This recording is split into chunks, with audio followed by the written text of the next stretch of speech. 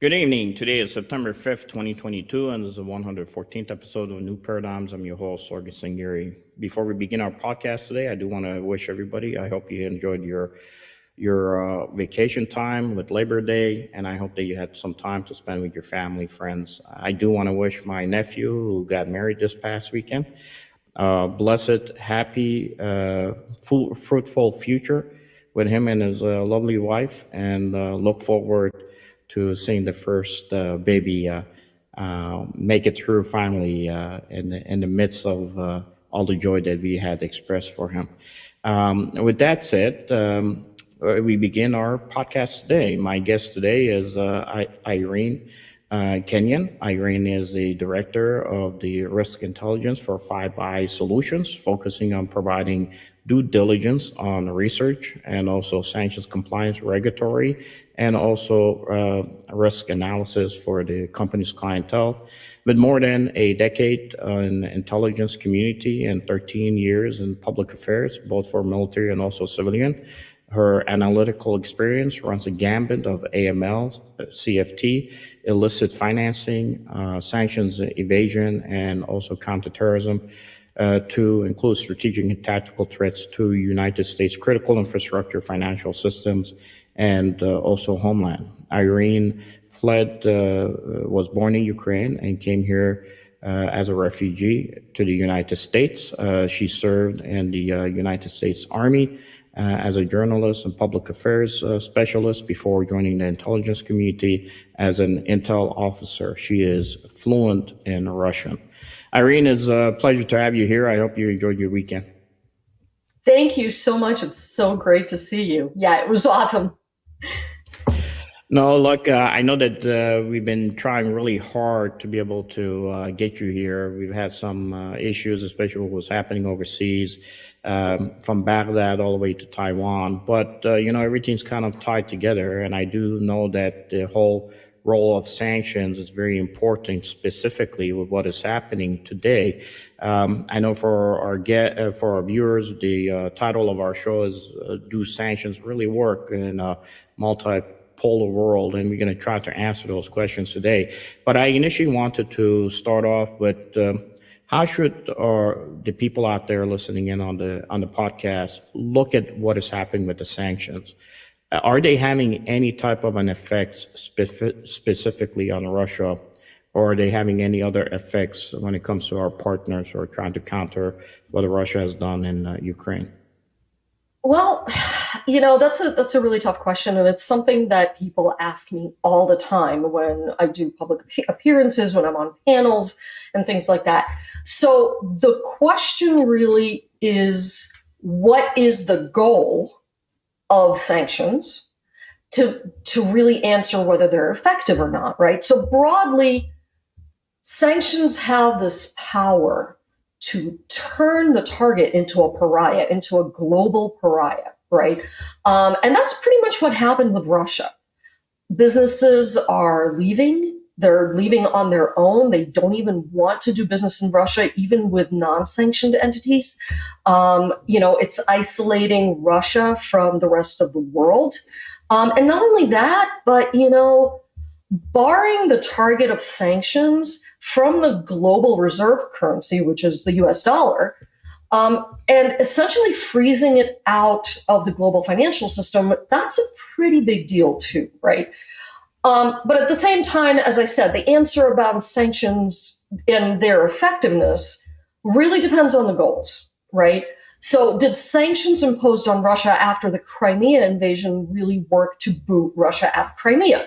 Well, if that was the goal, then no, obviously Russia is still there.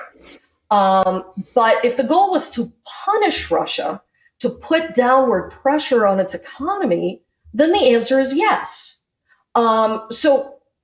For instance, we have a program called the Kingpin Act, which targets sanctions against drug lords, against cartels, right?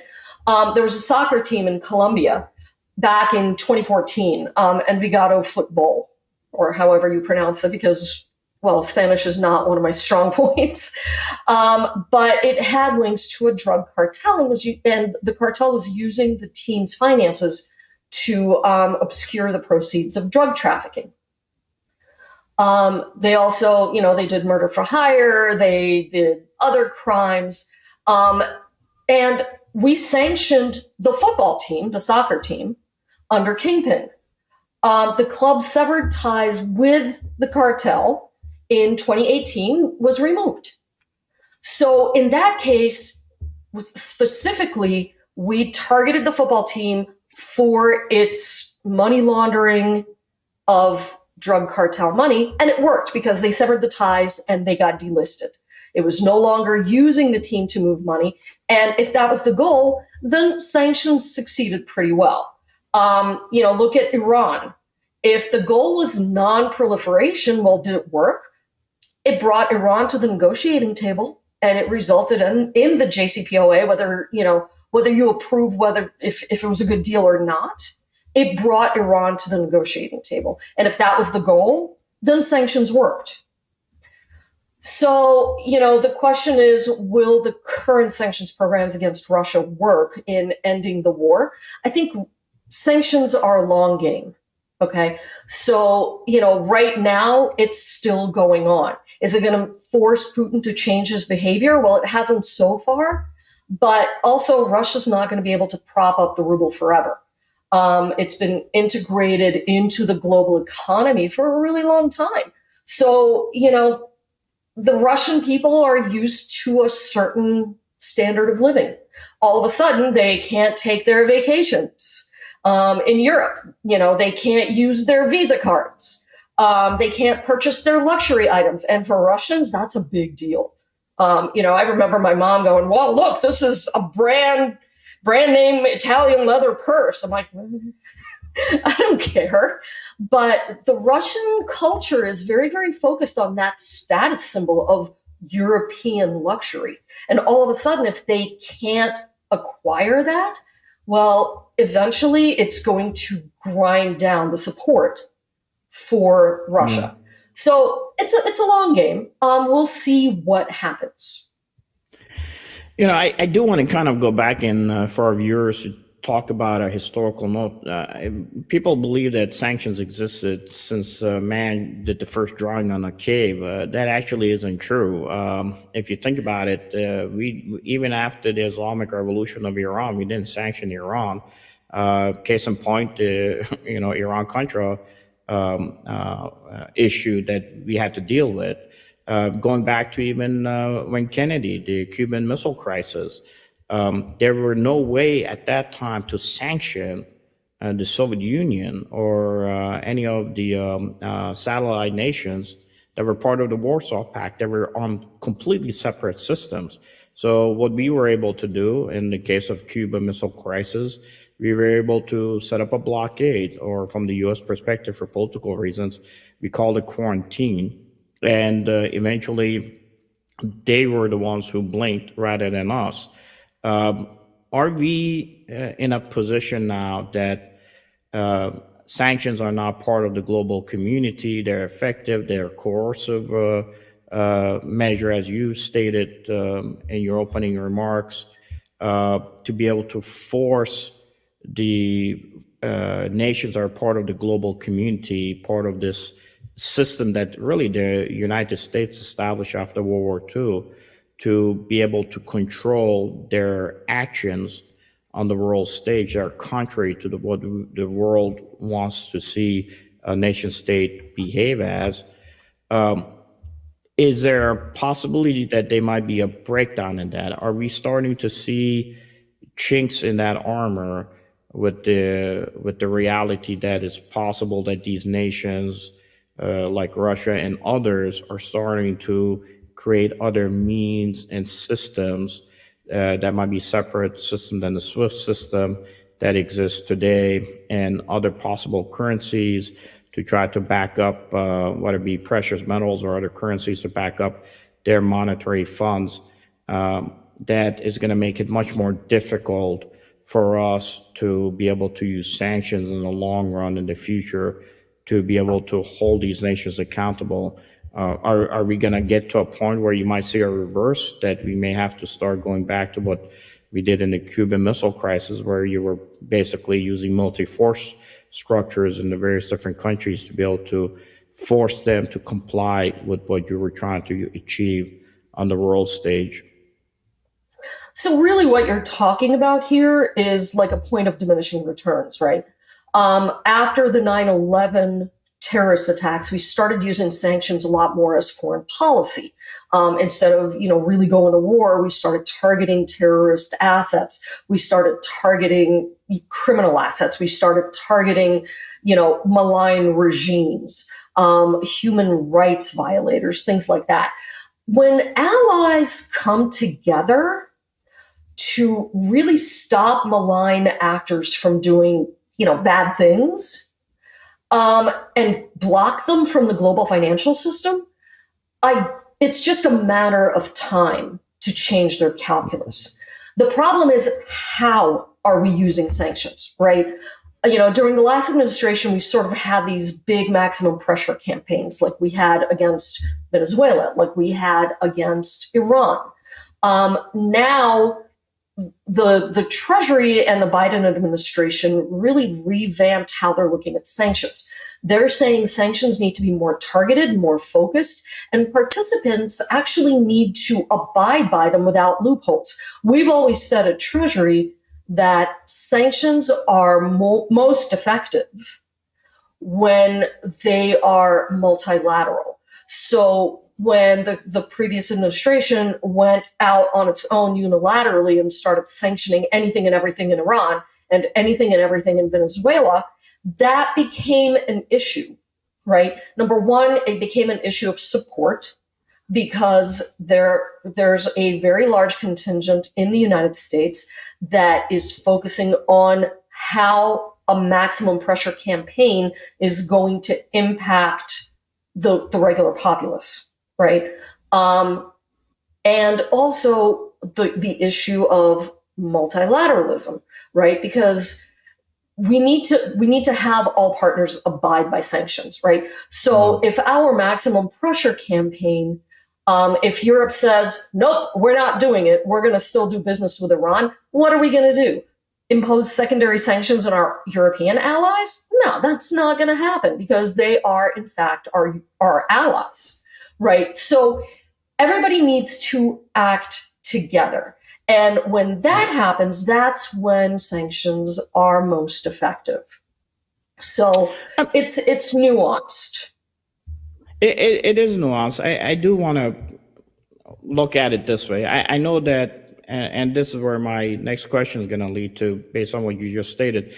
I know that under the previous administration, when we put sanctions against Iran, we still kept the port of Chabahar open and allowed India, which is one of our partners in the region, to counter China, to build that port for the Iranians and run a railhead for them into Afghanistan. That, at the geostrategic level, put pressure on Pakistan to have to force the Taliban to come to the negotiation tables in Doha. But regardless of where we are today, especially with the pullout out of Afghanistan, what happened afterwards under the current administration, where is the fine line that you can draw when it comes to your partners, and where you use the sanctions or where you don't use them? Because I know at the lower levels, when we have to execute the requirements, whether it be through our banking systems or anywhere else when it comes to these sanctions, where is the fine line that you think that you've seen in the past, maybe on historical record, or the type of sanction that has been applied where it was just a perfect means of being able to walk down line to be able to get everybody to be able to support a certain sanctions on whatever the country was or individual entity? Is there something that you've seen that may be the Goldilocks for when it comes to application of sanctions? It's tough to say because each country is different. Each sanctions program is different. Each reason for imposing designations is different, right? The effectiveness that I've seen most comes right now with Russia sanctions. It is unprecedented how quickly we reacted to Russia's attack, how quickly we coordinated with allies, and how effectively we've cut Russia off almost completely from the global financial system. Now, that said, are there consequences? Sure, there are. Obviously, what's going on with the European energy crisis right now is a huge consequence. And frankly, we've been warning the Europeans for years that you can't really rely on Russia alone and not diversify your energy imports. And they were like, all's good, no worries, we're fine, everything is good, Russia's changed. Well, guess what? It hasn't. But Russia was facing the same problem back in the early 2010s or 2010s. It was facing the same problem, and it's part of the reason why their former finance minister, who was widely respected, actually resigned. It was because Putin said, "Nope, we are going to modernize our military at the expense of everything else, and we're going to rely on our energy exports to do it." He just assumed automatically that oil prices were going to go up and up and up, and that nothing was going to change, and refused to diversify the Russian economy. So, at that point, something like 70% of Russia's federal budget came from energy exports. That's insane. That's absolutely insane, and it's not smart. So Kudrin, his former finance minister, was recommending, hey, you need to diversify, you need to make sure that you're building the infrastructure, that you're really that you're shoring up your economy instead of just pouring all this money into military modernization programs. Back in 2008, when Russia attacked Georgia, they saw that their military was not up to snuff. And they realized, we have a problem.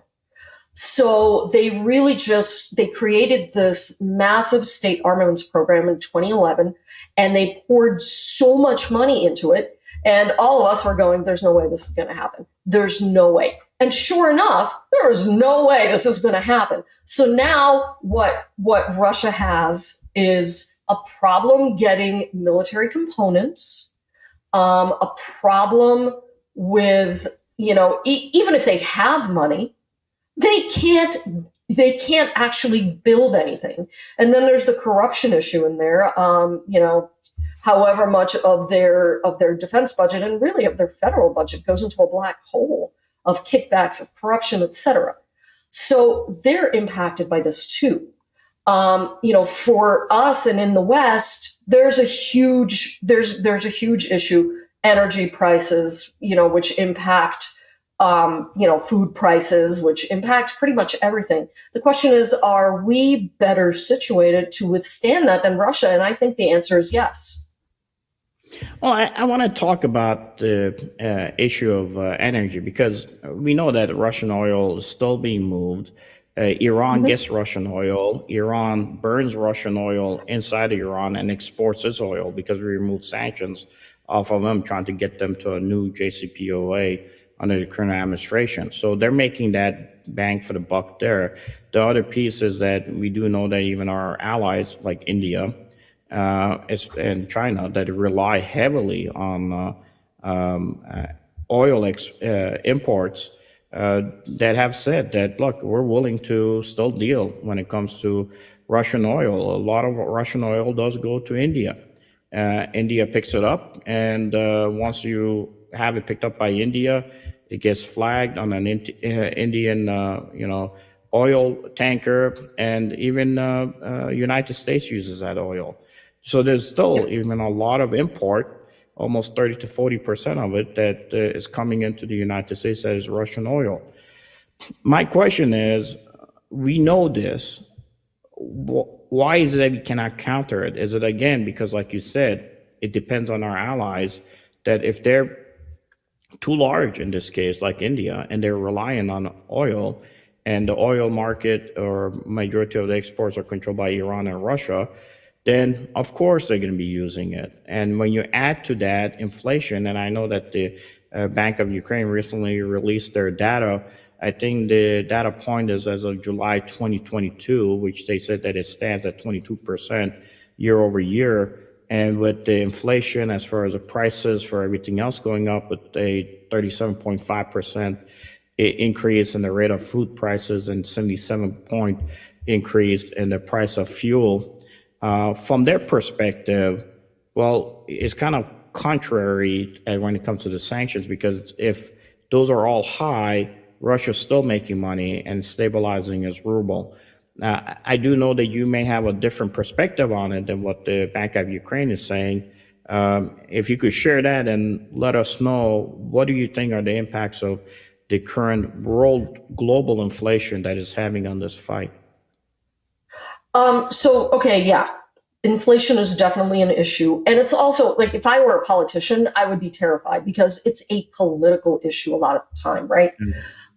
When you have a diverse economy like the West and you have a diverse economy like the United States, inflation is very, very unpleasant and it's very, very politically unpopular. Are we going to starve? Probably not. And let me correct you on one point. So before this war started, India was importing Russian oil, but was hardly dependent on it, right? They weren't even, like, Russia wasn't even in the top 10 of importers or of exporters that India was getting its oil from.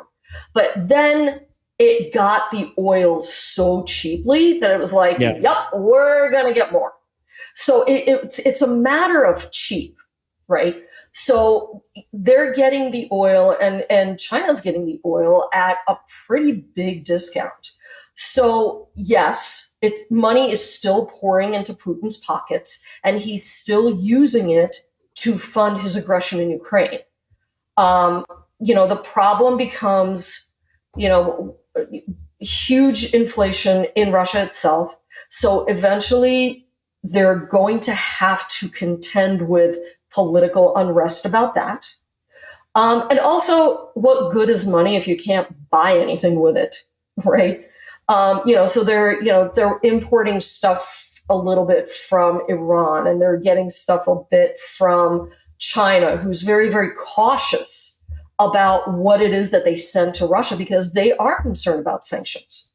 They're getting some stuff from Turkey, but really, when you have to cannibalize washing machines in order to get parts for your tanks, I'd say they're more impacted than we are. And not only that, but they're standing as an exporter of energy and as a exporter in good standing in the global economy has really, really suffered.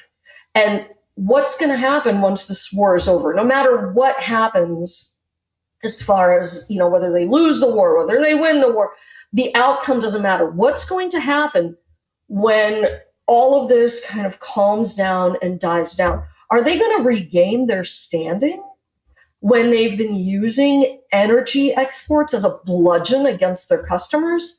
I don't think so. And I think by that time, Europe will, God willing, find other exporters to get their energy from, which is what we've been advising them for years. Yeah, the problem is they don't listen too well. I mean, we ran into that problem to begin with. I know that during the Obama administration, I always said the JCPOA was an economic deal rather than a nuclear deal. The first groups that went into Iran were our oil companies to make deals. And then the Europeans followed up, but the Europeans showed up and they would pay protesters on the ground to scream debt to America as they're doing their business meeting with the Iranian businessmen, and would say, look, your own people are screaming debt to America. Instead of going to American companies, have the American companies come through us. So at the end of the day, as a businessman will try to find a means and ways to kind of backdoor somebody, which unfortunately puts us in the position where we are today, where, in the past, what we would call these entities that were out there that would work for the interests of the government itself are now at a point where they could work for their own interests. When you got Elon Musk can do whatever it wants, a nice state actor in Ukraine for the benefit of Ukrainians. Tomorrow, if he wants to switch that and support someone else who might be contrary to the wants and desires of the current government that he is supposedly tied to, it becomes very difficult for us to be able to counter these type of international businesses, where, as an Elon Musk, he has satellite capabilities that majority of the nations don't have, even at their disposal. I get a question that kind of is another branch off of what you had discussed. Like in Syria, I know with the sanctions that we put on Syria, Syria has turned into other illegal ways of trying to make money. In this case, now they're actually fallen into a certain drug market with ties to what initially we had even looked at from the Near East side in 2014 through the drug cartels and that are currently coming to our southern borders. Look, it's very simple calculation. If you sanction me, you say I can't feed myself, I'm going to take all your money away. And I'm walking down the street and a gentleman says, hey, listen, here's a deal. I'm going to give you the food that you need. Don't worry about it. You're just going to have to, provide this item for me to do so. I'm going to do what I need to do to feed myself. Sure. That being, as they say, necessity is the mother of all inventions. What are you seeing that Russia is doing today that maybe we haven't seen or we're not aware of, that they're trying now any means and ways possible to put themselves in a position to do something else to meet their requirements of their people, but at the same time possibly free themselves in the long run when it comes to future sanctions that the world community may place on them? So I think, first of all, Russia doesn't give any sense about about the welfare of its people, right? It's mostly like, hey, how can the oligarchs and the Kremlin-linked individuals protect their money, right? So FinCEN a few months ago put out an alert about different red flags that financial institutions in particular can use to track and perhaps examine their own vulnerabilities when it comes to doing business with Russia, right? So, anything from like the heavy use of shell companies. We've seen Russian oligarchs relinquish control of their companies and give it to family members and give it to close associates. Taking a look at that is super important. What we've seen at FiveBy is, Russian entities changing their tax IDs, because we can still go into Russian tax registries and other sources and look for Russian tax IDs. So, we've been able to track Russian tax IDs and see how they've changed them slightly. There's not a lot of people that understand how Russian tax IDs work. So, for instance, Crimea is embargoed, right?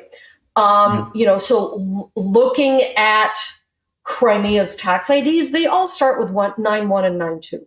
So if I get an entity with a tax ID that starts with 91 and 92, I'm going to look very closely at that entity to make sure that it's not located in Crimea. But they're falsifying their addresses. So you need to have experts who are really experienced in, hey, where is this entity actually located?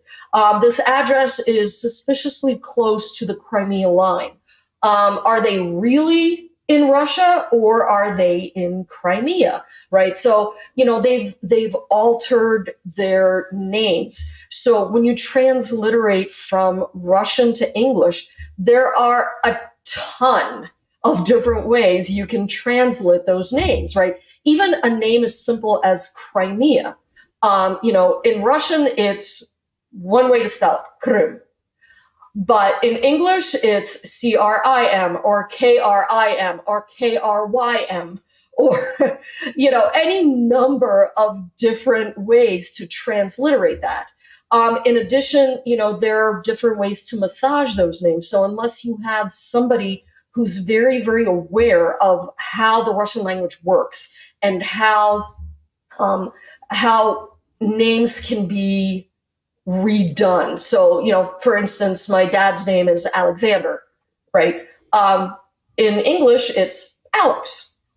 But in Russian, the name for Alexander is Sasha. Completely different, right? No rhyme or reason. And they can do Sanya, they can do Sashka, they can do any number of different ways to massage those names so that automation doesn't catch them. So this is where human-driven analysis becomes super, super important. Let me ask you a question, because look, our systems are sometimes just not set up that way. Look, hey, you and me both have worked in bureaucracies. I'll take an example: these, foreign service. Where you have 1,400 folks that are really kind of the core bed of it. Out of that 1,400 folks that you get a core bed, maybe 100 of them are talented enough. You're talking about 100 people that are trying to basically sustain and run the entire foreign service with the abilities that, like you mentioned, that you have. Being born in Ukraine and being fluent in Russian. But that just doesn't apply across a multitude of our financial institutions that have to ensure that there's no violation of the sanctions. Is there something that based on what you guys do in your business, that might allow a better communication when it comes to the human analysis portion of it? Because look, everybody's kind of stuck into the automation piece. Even baseball uses automation and poo-poos against human analysis sometimes. I walked into a meeting at Congress and I've said, "Sir, you need to invest in this guy." And he goes, "Who is he?" I'm like, "He's a uncle of this guy, who are the high value targets. He's got diabetes. He's blind in both eyes. He barely can, move forward. But you need to invest money because he knows everybody that you've been trying to get at, and he's high in the network." And then right behind me comes a guy, says, "Oh, by the way, here's this shiny object that we can fly overhead. It costs billions of dollars, but it will collect signal intelligence," rather than investing in that one old guy that probably could unravel most of the things that you're collecting on the signal side. Where is your business? And when I say your business, I'm talking about in general. Where is the AML business right now?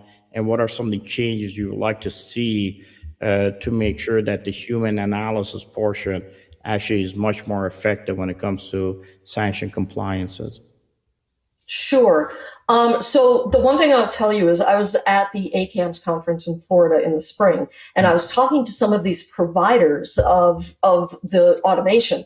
And what they're telling me is that more and more people are now realizing just how important human-driven analysis is. Take Amazon, which got a pretty hefty fine, not for Amazon. For Amazon, it's like couch change. Yeah. But really, they got dinged, not because they didn't have a robust compliance program, but because their automation didn't recognize certain name variations, and didn't recognize that they were actually doing business in Crimea, in Syria, etc. Right? So I will say there's a difference between collection and analysis, right? Yes. Automation collects reams and reams and reams of data. And what financial institutions and US firms need to do is actually make sense of that data. And because I come from the background that I come from, this is something that I realized. So I started building a program at FiveBy that doesn't just focus on automation. You can have all the automation in the world, but when you cannot make sense of that data and you don't know the so what, that data is pointless. You're just going to sit there and stare at it and go, what does it mean? So what we've done is created a program, risk assessment services on demand, where you can use your automation tools, you can gather the data, and then you can go, wow, I'm going to need some help interpreting this. I have no idea what this is. So you come to us. We have 3 levels of assessment. Just a basic level. Hey, is this entity sanctioned? Does it present a jurisdictional risk? Blah, blah, blah. We also have a second level of assessment, which focuses on like the name variations, the translated addresses, location, assessments about jurisdictional risk, assessments about ESG risk. Is your company's reputation going to be impacted if you do business with this particular entity? Does the entity have any actual connections, whether it's to politically exposed persons or pets, or family members of sanctioned oligarchs? I remember a couple of years ago, we were taking a look at a particular entity, and one of my analysts said, hey, this address seems really, really familiar. I mean, this person was an absolute expert in the jurisdiction where he was working. And he said, the address looks really familiar. She starts digging into the address, finds out that this particular address has a whole lot of entities that are or were connected to Oleg Deripaska. Well, all of a sudden, now they are owned by this guy named Pavel Zubov. So we start looking into Zubov, and we realize that he's Deripaska's cousin. So what he's done is divested all of his companies, put them in his cousin's name. Here you go. Location's the same. Everything is the same. You cannot get that stuff with automation. So we take a look at it for you. We take a look and say, okay, it's in a risky jurisdiction. Here's how your reputation, here's how you can be impacted by regulations.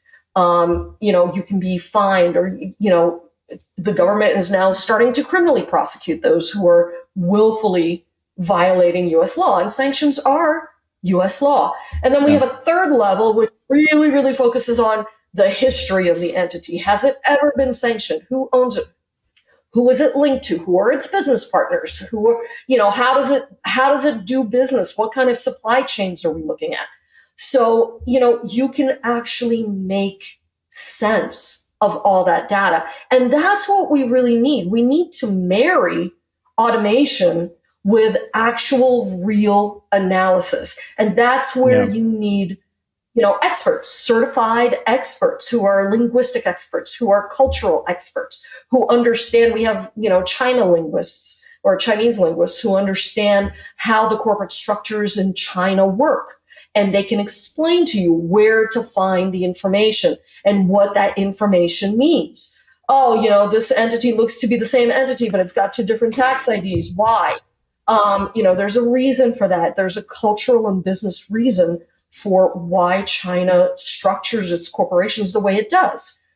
So, my answer is there are programs out there, and I've developed this particular program to really, really focus on making sense of the data. Okay. Let me ask you a question, a final question on this, because I know that cryptocurrency comes into play here too. I know that the Department of Treasury recently went ahead and sanctioned Tornado as a cryptocurrency. If you could tell us a little bit about what you know about the case, and how was Russia trying to use cryptocurrency possibly to bypass the sanctions?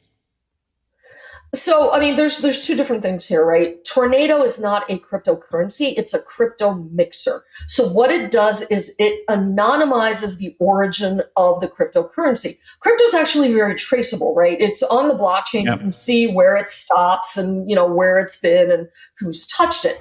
Well, all of a sudden it goes into this like bingo ball cage thing, Mixer. right? Where they mixer, where they basically mix up all these different cryptocurrencies and commingle bad ones with the good ones, and nobody knows where it comes from anymore, right? So that particular code is what's been sanctioned, and U.S. persons and U.S. companies are forbidden from using that particular code. The problem becomes that it's not a company, it's not by owned anyone, it's a code. And from what I'm reading, and disclaimer here, I'm not a lawyer, but from what I'm reading, code equals speech. So there's a free speech issue that comes for that. But tornado. Yeah, I mean, it's a big issue.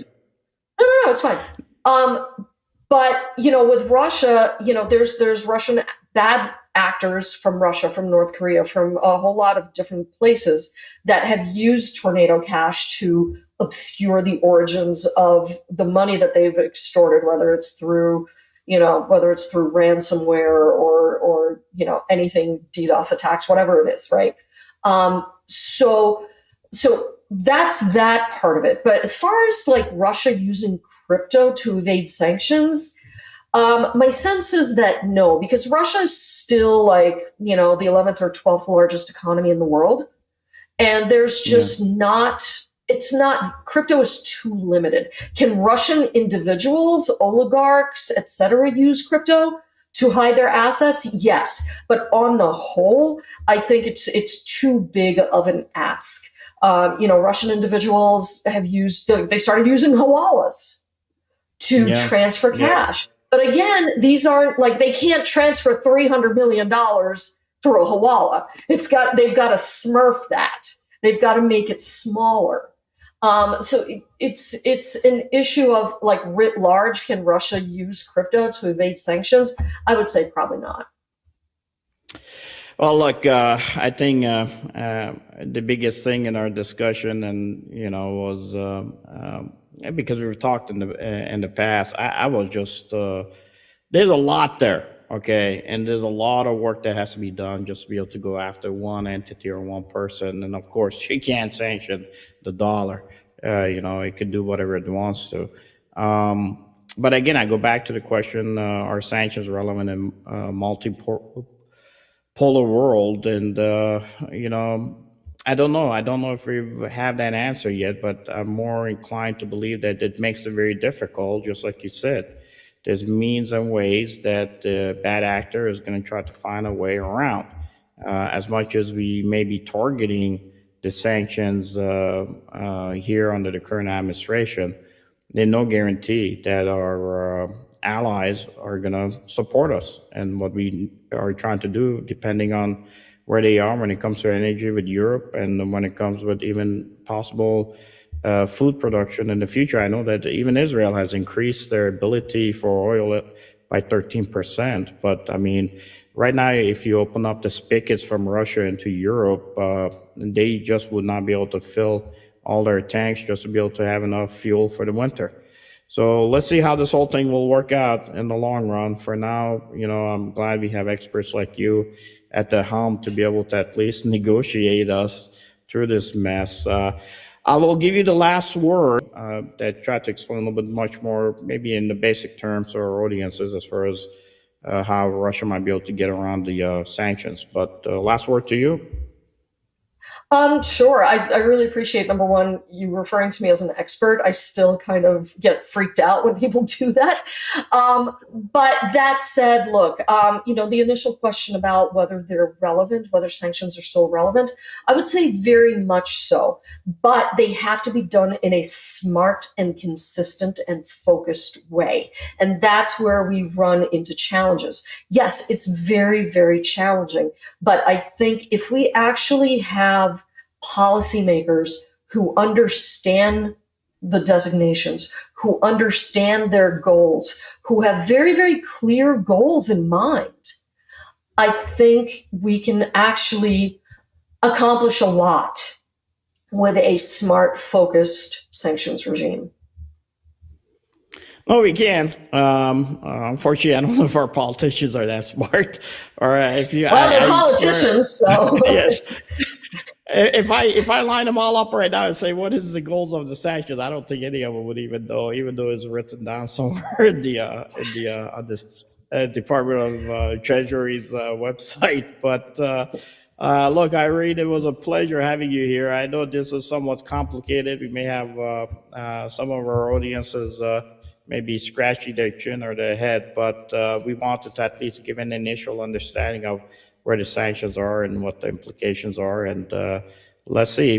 The problem is, look, if some in the future sanctions are defeated, I'm going to tell our audience, you're going to have to go back the same way we did what we did with the Cuban Missile Crisis.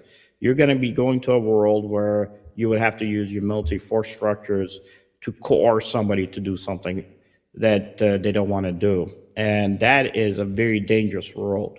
And my Yeah. worry is if sanctions do not work, folks, and people find ways around them and they create new systems and methods, then unfortunately we're going to go back to the wild, wild west that it existed prior to the U.S. establishing this global system that allowed us to at least make sure that everybody is abiding by certain realities that everybody has accepted when it comes to the nation states.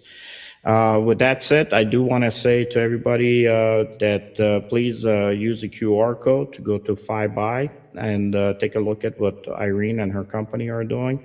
And also at the same time, for us, if you like the type of programming that we are providing you, please support us for United of St. Appeal. As you know, everything has become much more difficult again in Baghdad. Iraq and the Syrian Christians of northern Iraq need your help. And this year we're also collecting money to help the South Sudanese Christians as the war continued with sanctions taking place. World Food Program cut its support in Africa. Majority of the South Sudanese are in the Kenyan refugee camps and had to move to Afghanistan, where it's projected almost 6 million Afghan citizens may die this year from just a famine. So whatever you can support, much appreciated. It helps us to be able to establish some systems to be able to help these individuals out. And also very much of a thanks to Cinema Production and Fred for the type of outstanding work that they do to give us an opportunity to bring guests like Irene on the show. Irene, thank you very much again. God bless. And we will bring you back again. Let's see how the sanctions go through the winter time. With that said, there's new paradigms.